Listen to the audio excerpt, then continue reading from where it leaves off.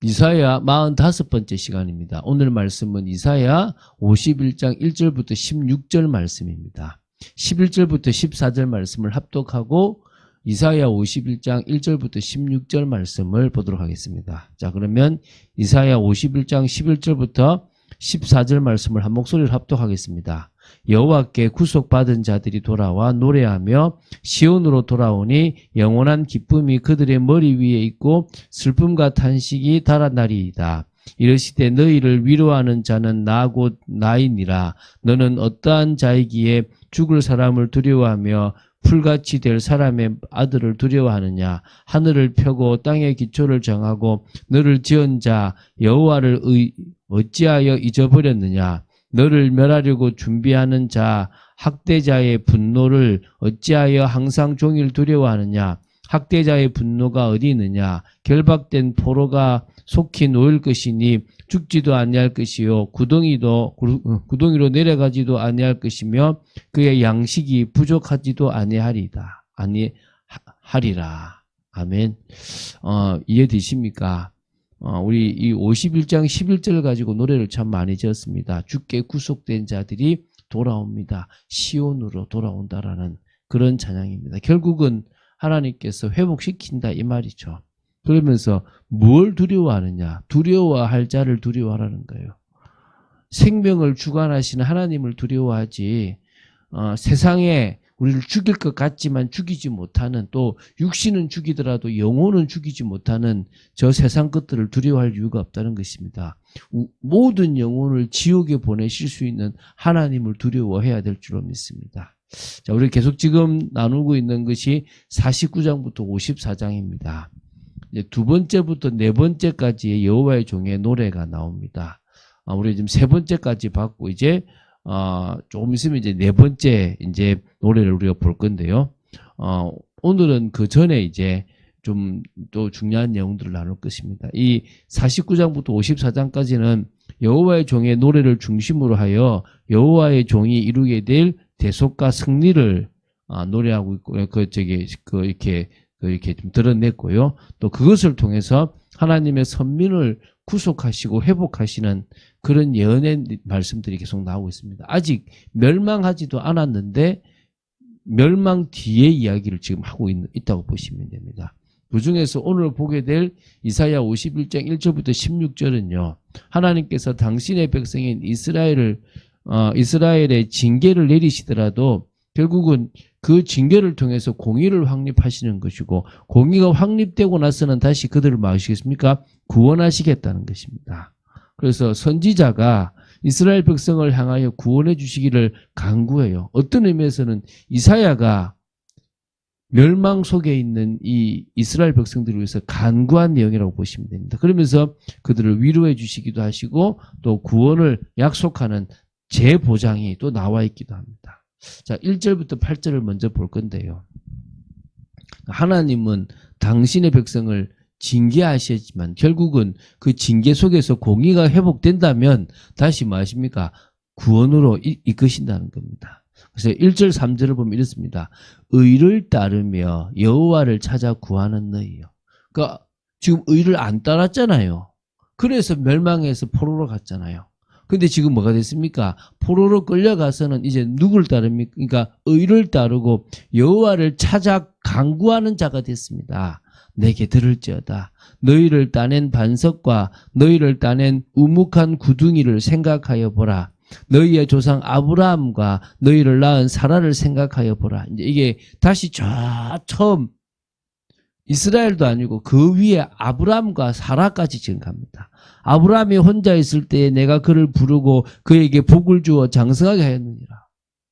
내가 아브라함을 불렀고 내가 아브라함이 복을 준 사람이 내가 그런 존재다. 그런 신이다 이 말이 그죠. 나 여호와가 시온의 모든 황폐한 곳들을 위로하여 그 사막을 에덴 같게 그 광야를 여호와의 동산 같게 하였나니 그 가운데에 기뻐함과 즐거워함과 감사함과 창화하는 소리가 있으리라. 여러분 믿습니까?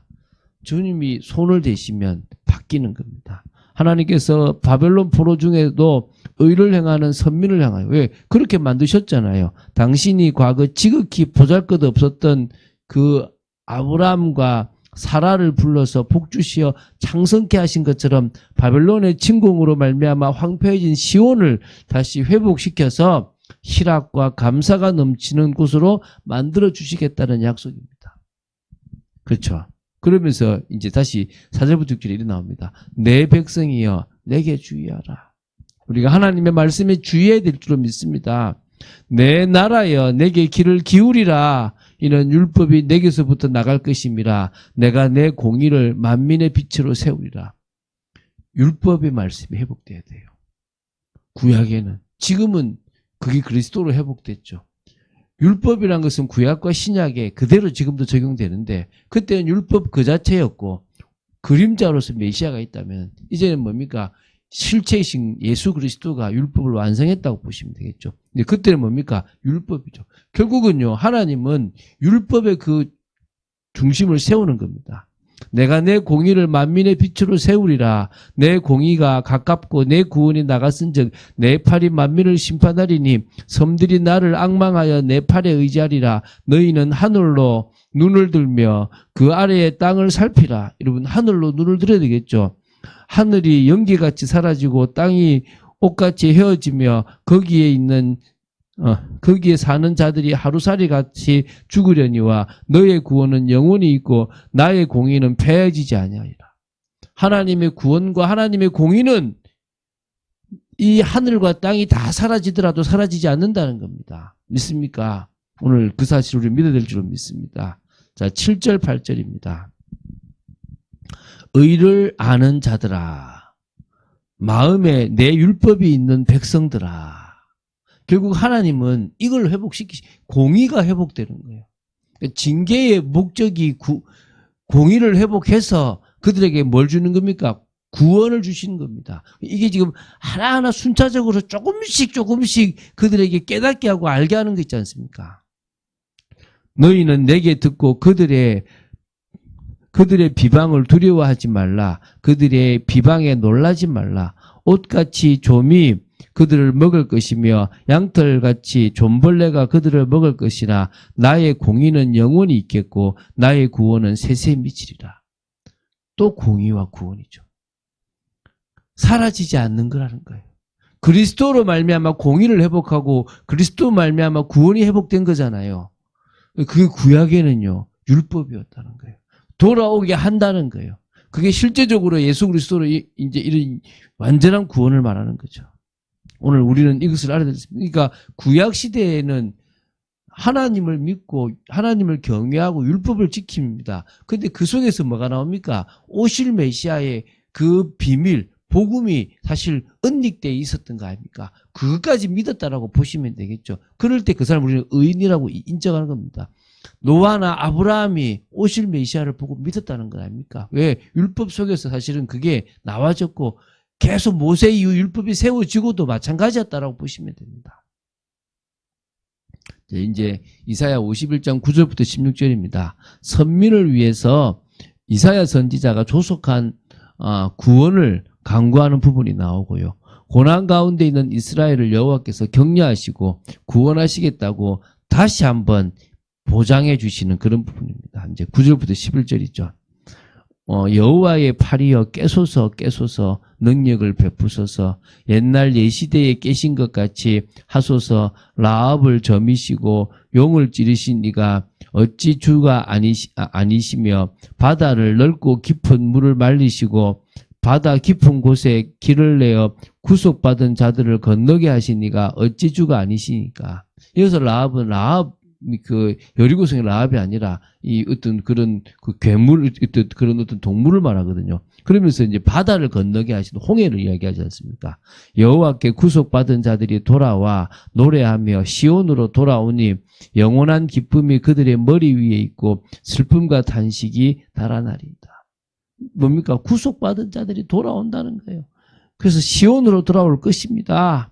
기도하는 거죠. 지금 이사야 선지자가 애굽에서 구원했던 그 출애굽의 그 역사를 가지고 지금 하나님께서 다시 바벨론에서 돌아오게 해주시기를 기도하고 있는 거예요. 그래서 이제 12, 16절입니다. 이르시되 너희를 위로하는 자는 나 곧 나이니라. 그렇죠.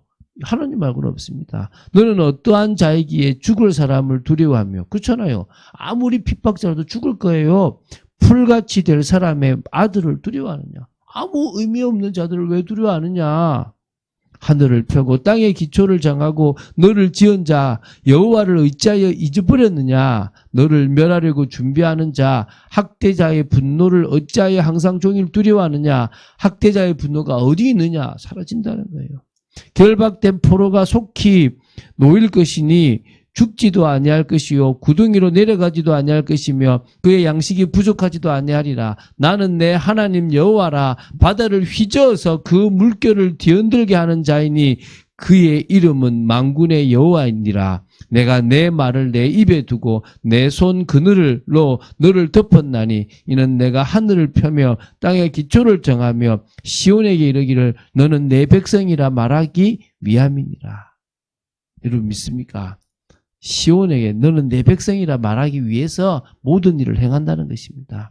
결국은 하나님은 애굽에서 이스라엘을 건져내신 것처럼 또 역시 바벨론에서 건져내실 것이고 당신의 백성을 보호하실 것이고 그 정도가 아니라 이 시대에 하나님의 백성들을 흑암의 권세에서 저주와 재앙의 권세에서 구원하여 당신의 백성을 삼으실 것입니다.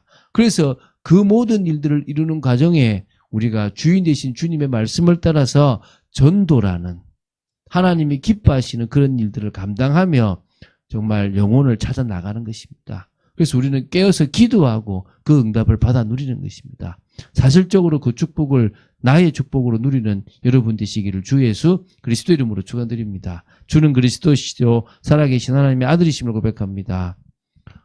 구속된 자들이 주께로 돌아오는 시온으로 돌아오며 오며 노래하는 그런 아버지 하나님 그런 기도를 이사야가 멸망으로 가기도 전에 이미 기도했던 모습들을 봅니다.